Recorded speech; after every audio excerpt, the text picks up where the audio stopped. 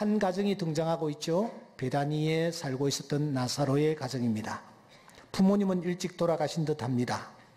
그래서 나사로는 오라버니 이상의 위치에 있었습니다. 유일한 남자였을 뿐만 아니라 호주였습니다.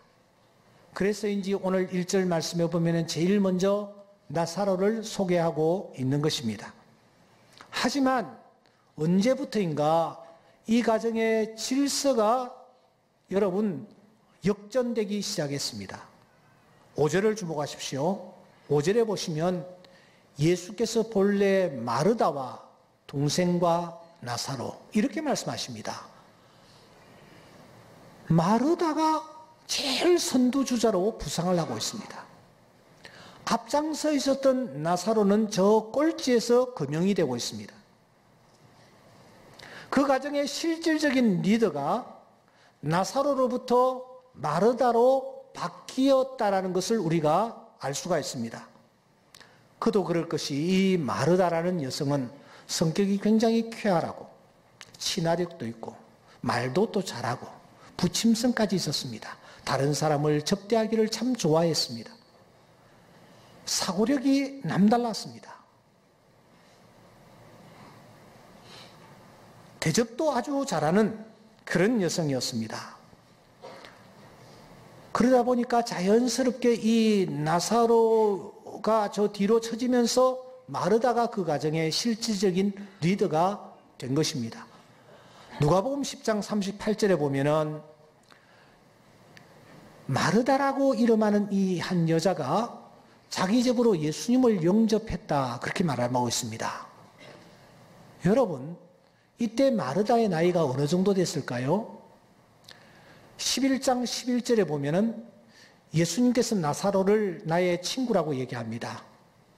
그러니까 예수님과 나이가 엇비슷했다라는 것을 알 수가 있습니다. 이로 보건대 이 마르다는 20대 중반에 있는 관연한 그런 여성이었지 않았나라고 생각합니다. 2000년 전입니다. 낯선 외간 남자를 자기 집으로 초청을 하는 것, 이거 보통 결정이 아닙니다. 그런데도 이 마르다가 예수님을 자기 집으로 초청하고 음식을 접대하는 것입니다. 그만큼 마르다는 이미 그 가정에서 실질적인 리더로 자리매김하고 있었던 것을 우리가 확인할 수가 있는 것입니다. 오늘 우리가 펼친 이 요한복음 11장은 예수님 사역의 종반부입니다.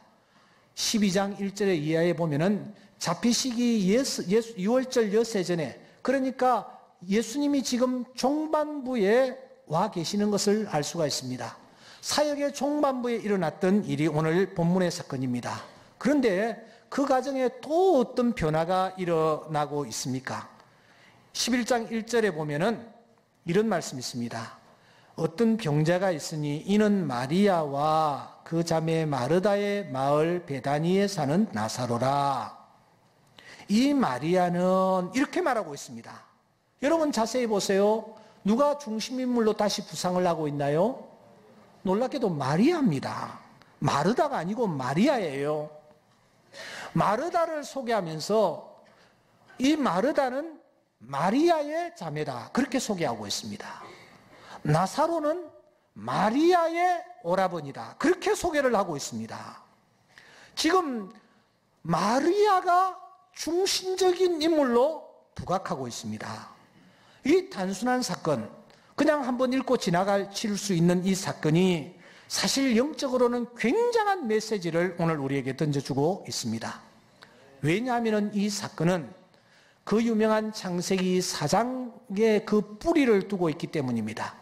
이 말씀을 이해하려고 하면은 그러므로 우리는 창세기 4장의 사건을 깊이 묵상해야 합니다. 이것이 기원이기 때문입니다. 그곳에는 아담의 가정이 소개되고 있습니다. 이렇게 소개합니다. 아담이 하와와 결혼을 했는데 자녀를 낳았다. 큰아들의 이름은 카인이었고 둘째 아들의 이름은 아벨이었다. 여기까지는 좋습니다. 그런데 4장 2절에 이렇게 성경이 기록하고 있는 것을 놓치지 마셔야 합니다. 그가 또 가인의 아우 아벨을 낳았는데 그 다음에 아벨은 양치는 자였고 가인은 농사하는 자였더라. 그렇게 성경이 기록하고 있습니다. 이상합니다. 차례가 뒤바뀌어 버렸기 때문입니다. 정상적으로 성경이 기록된다면 이렇게 기록돼야 합니다. 그가 또 가인의 아우 아벨을 낳았는데, 그 다음에 가인은 농사하는 자였고 아벨은 양치는 자였더라. 이렇게 기록되어야 합니다. 왜냐하면은 가인이 형이에요. 가인이 먼저 태어났어요. 가인이 먼저 언급이 1절에 되었어요. 그러면은 가인에 대해서 설명을 먼저 하고 그 다음에 아벨을 설명해야 합니다. 그런데 4장 2절에 와서 아벨을 먼저 앞세웁니다. 아벨을 먼저 설명하고 난 뒤에 가인을 그 다음에 위치시키는 것을 우리는 그냥 넘어가서는 되지 않습니다. 여러분, 한 걸음 더 나아가 히브리서 11장 1절 이하에 보시면 믿음으로 아벨은 이렇게 성경이 기록해 나가고 있습니다. 당연히 믿음으로 아담은 이렇게 기록해야 합니다. 그렇게 되지 않으면 믿음으로 가인은 이렇게 기록되어 나가야 합니다. 그런데 아벨이 아버지 아담을 어느 순간 뛰어넘습니다. 이 동생 아벨이 형 가인을 뛰어넘는 것입니다. 지금 여러분, 이 아벨이 아담 가문의 대표 주자가 되어 있습니다. 중심 인물이 되어 있습니다. 더 나아가 이 아벨이 역사상 흘러내려오는 믿음의 모든 믿는 자들의 1번 타자, 대표 주자로 부상하고 있는 것입니다. 이 엄청난 지각 변동이 오늘 신앙생활하는 우리에게 주는 교훈이 도대체 무엇일까요? 어떻게 이런 일이 일어났단 말입니까?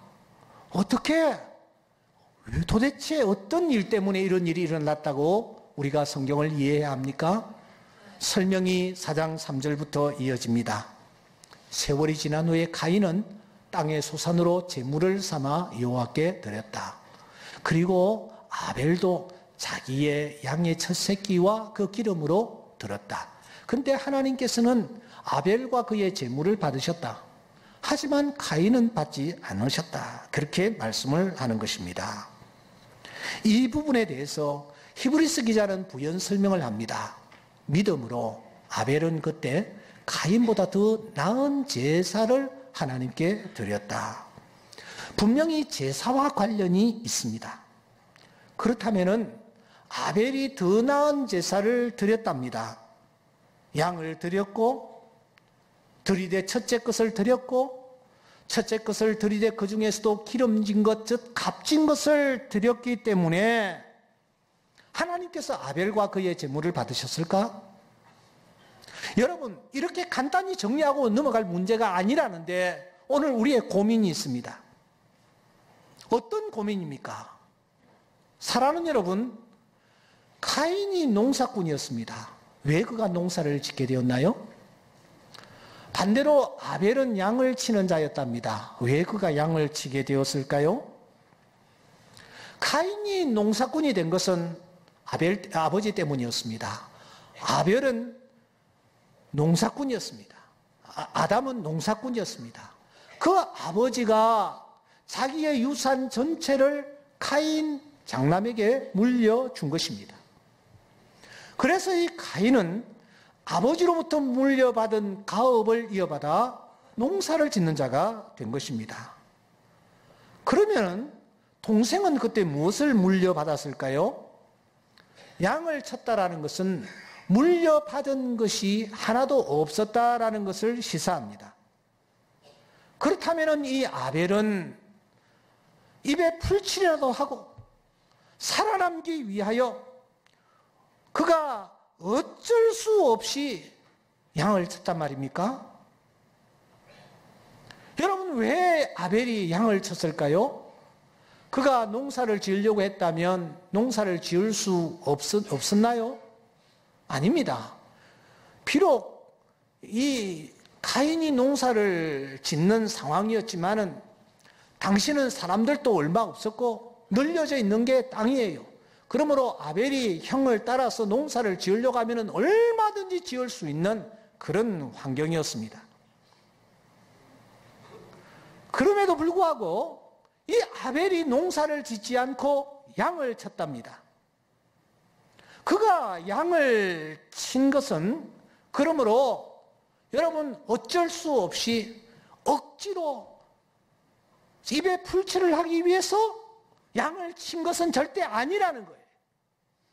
그가 양을 친 것은 자원하여, 아니 우직하게, 더 원색적으로 표현하면은 바보스럽게 양을 쳤다라는 것을 우리가 알 수가 있습니다.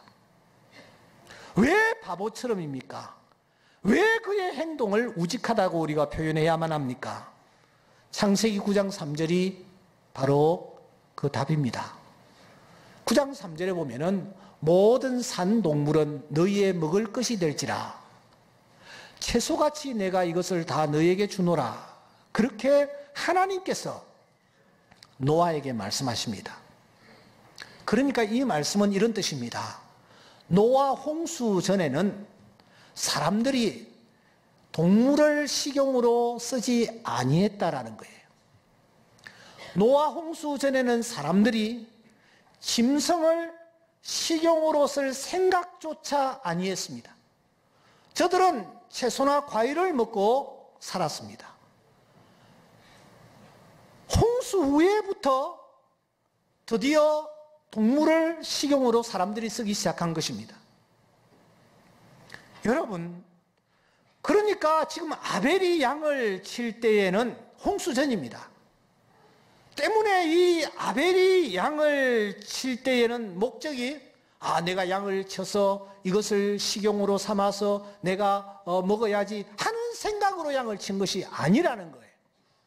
더더군다나 양이라는 짐승은 우리가 잘 아는 대로 운반용으로도 농사용으로도 전쟁용으로도 여러분 아무 쓸데없는 짐승이 양입니다.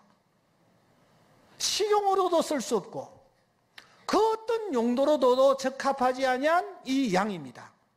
그 양을 아벨이 치고 있는 것입니다. 얼마나 바보스럽습니까? 얼마나 우직합니까? 그것도 오랜 세월 동안 쳤답니다. 여러분 도대체 왜 그랬을까요? 식용으로도 쓸 수 없고 값도 나가지 않고 아무 짝에도 쓸모없는 그 양을 이 아벨이 오랜 기간 동안 왜 쳤느냐라는 거예요. 이에 대한 해답을 우리는 창세기 3장 21절에서 확인할 수가 있습니다. 여기 가죽옷이 나옵니다. 양이 등장한단 말입니다. 하나님이 가죽옷을 만들어서 입히십니다. 두 아들 가인과 아벨은 이 가슴 시린 양에 얽힌 이 얘기를 아버지로부터 분명히 들었을 것입니다. 얘들아, 그날 말이야 우리가 범죄했어. 범죄하는 순간 너무 두렵고 무서워서 우리는 급히 나무 밑에 가서 숨었지. 그것도 모자라 무화과 잎을 따서 우리의 하체를 가렸단다. 벌벌 떨고 있는데 아침이 되어 해가 떠오르는 순간 하체를 가리었던 이 무화과 잎이 바싹바싹 말라가면서 전부 가루가 되어 다 떨어지는 것이 아닌가? 우리의 하체가 그대로 다 노출이 되어버렸어.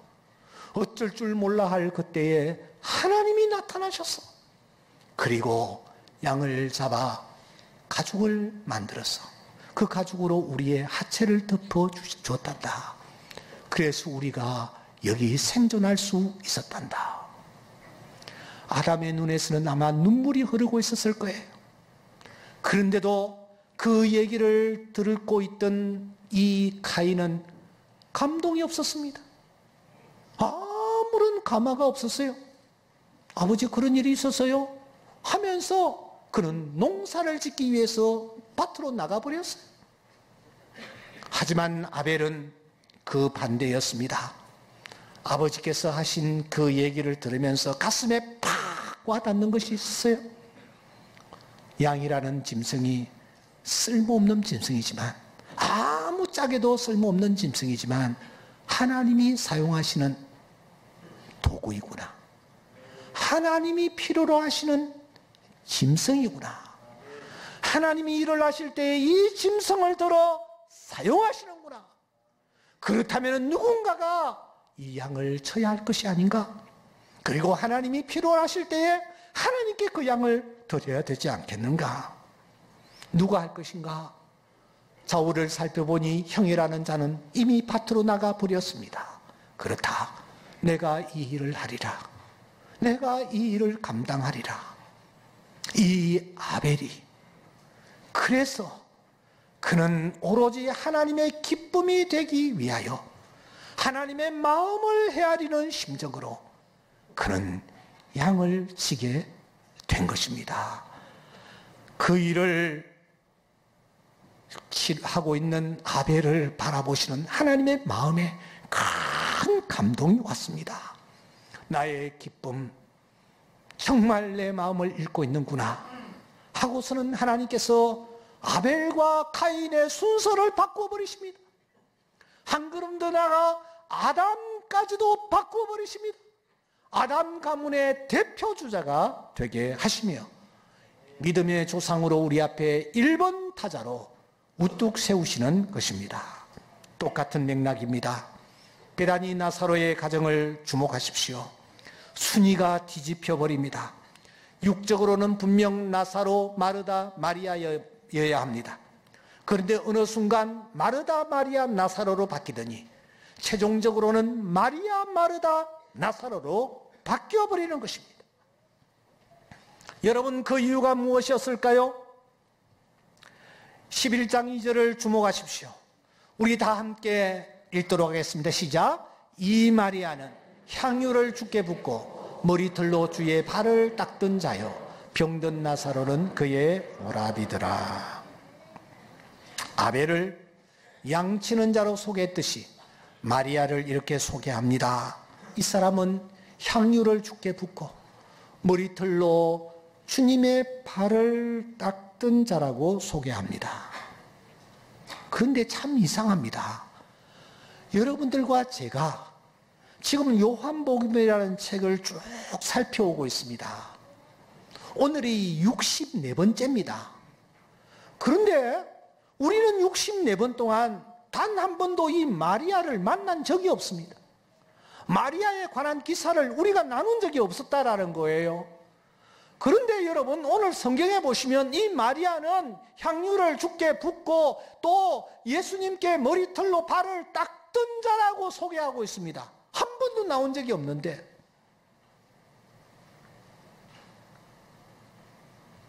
도대체 이 마리아가 언제 이런 일을 했던가 라고 우리가 궁금하게 생각하면서 한 장을 넘기면 12장, 요한복음 12장에 보시면 마리아의 행동이 여기에 드디어 처음으로 소개됩니다. 마리아는 지극히 비싼 향유꽃 순들한 나드 향근을 가져다가 예수님의 발에 붓고 머리털로 그의 발을 닦았다. 그렇게 말하고 있는 거예요. 그런데 11장에서 마리아를 소개합니다. 이 마리아가 그런 행동을 이미 했던 자라고 소개하는 거예요. 이것은 헬라어 용법상 계속 용법이라고 합니다. 지금까지 이런 일을 계속 해왔다라는 뜻입니다. 그렇다면은 여러분, 여기에서 우리가 알 수 있는 것이 무엇입니까?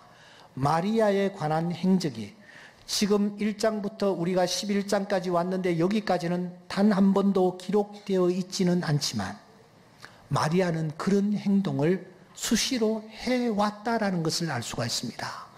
사람들의 눈에 띄지 않게, 사람들을 의식하지 아니하고 그는 은밀하게 조용하게 그는 주님 앞에 자주자주 향유를 주께 붓기도 했고 머리털로 주님의 발을 닦아왔음을 오늘 성경이 우리에게 알려주는 거예요.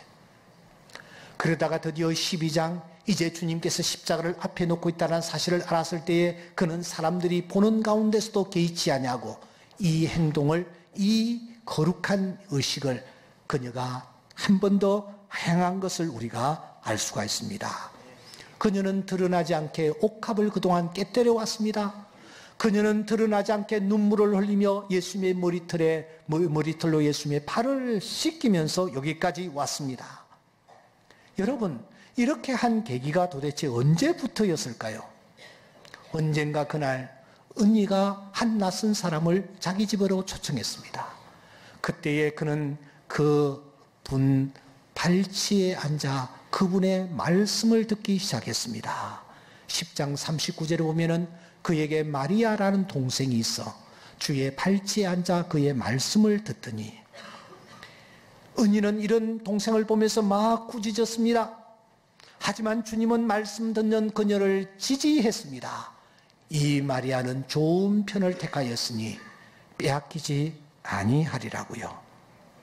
중요한 것은 그때 그 현장에서 예수님께서 마리아에게 무슨 말씀을 하셨으며 마리아는 그때 주님의 말씀 가운데서 어느 말씀을 가장 가슴 깊이 받아들였을까 하는 거예요. 여러분, 그날 주님의 발치에 앉았을 때에 주님은 무슨 말씀을 하셨을까요? 마리아는 그때 어떤 말씀을 마음속에 담아 두었을까요? 여러분, 요한복음 12장 7절과 8절에 보시면 그날 예수님께서 어떤 말씀을 하셨으며 마리아는 어떤 말씀을 가장 살기 있게 받아들였는지를 넉넉하게 짐작할 수 있는 힌트가 여기에 있습니다.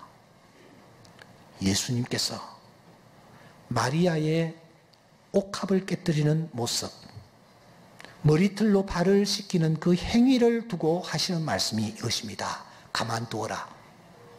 나의 장래할 일을 위하여 지금 이 여인이 이 행동을 하고 있다라는 것입니다. 여러분, 우리는 여기에서 확인합니다. 그날 발치에 앉았을 때에 예수님은 자신의 마음속 깊이 간직해 두었던 십자가, 고통, 이 얘기를 마리아에게 하신 것입니다. 당신이 죄가 없으신 당신이, 죽음과 상관없으신 당신이 이제 십자가에서 피 흘려 돌아갈 것을 주님이 그날 그 자리에서 말씀하신 것입니다. 사실 이 말씀은 마리아에게 처음 하신 말씀이 결코 아닙니다. 마태복음 16장 21절 이하에 보면은 이때로부터 예수님께서 자기가 예루살렘에 올라가 장로들과 대제사장과 서기관들에게 많은 고난을 받고 죽임을 당할 것을 제자들에게 말씀하셨어요. 그러나 이 말씀을 들은 제자들은 마치 카인처럼 아무런 감동이 없었습니다.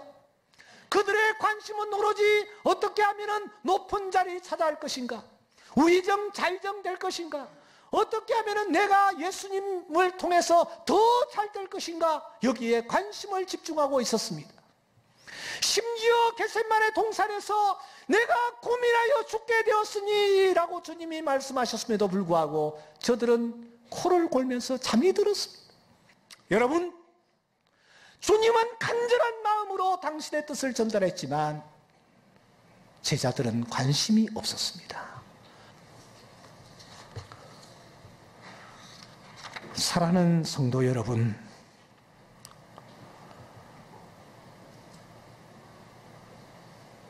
이때까지 마리아가 예수님으로부터 특별한 은혜 받은 거 없어요.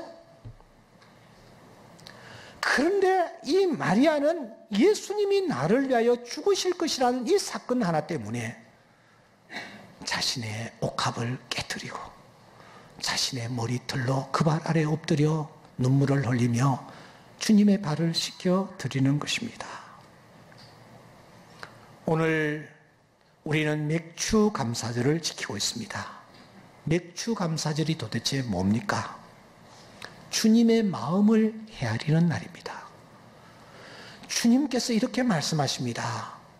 너는 매년 3번 내게 절기를 지킬지니라. 왜 3번일까요? 1년 사시사철 그렇게 하지 못한다 할지라도 3번 정도만이라도 주님의 마음을 헤아리는 그런 자세를 가지고 하나님 앞에 나오라는 것입니다. 그러면서 23장 16절 맥주절을 지키라고 하십니다. 19절 말씀해 보시면 이날에 처음 거둔 열매의 가장 좋은 것을 가져다가 하나님께 드리라, 그렇게 말씀을 합니다. 시편 기자는 감사로 제사를 드리는 자가 하나님을 영화롭게 한다라고 말하고 있습니다. 중심 어린 감사를 주님 앞에 표할 때에 주님께서는 그를 그냥 두지 아니하시고 놀라운 은혜와 축복으로 대갚아 주시는 줄 믿습니다. 주님은 오늘 또 우리를 주목하시며 보고 계십니다. 주님의 마음을 읽으면 꼴찌에서 제일 선두로 주님이 올려버리십니다. 주님이 앞세우시면 앞서게 되어 있습니다. 7명의 자식들이 목욕 재개를 하고 다 사무엘 선지자 앞에 서 있었지만 하나님의 마음에 합했던 저 다윗, 목동 다윗, 하나님이 세우시니까 이스라엘의 왕이 된 줄 믿습니다. 순위가 뒤집혀 버립니다. 어느 날 그런 일들이 우리 삶의 현장에 일어나는 것입니다. 그 주님이 말씀하십니다. 항상 기뻐하라. 쉬지 말고 기도하라. 범사에 감사하라. 이것이 그리스도 예수 안에서 너희를 향하신 하나님의 뜻이니라. 오늘만이라도 감사가 주님 안에서 충일한 귀한 시간 될 수 있기를 주의 이름으로 축원합니다.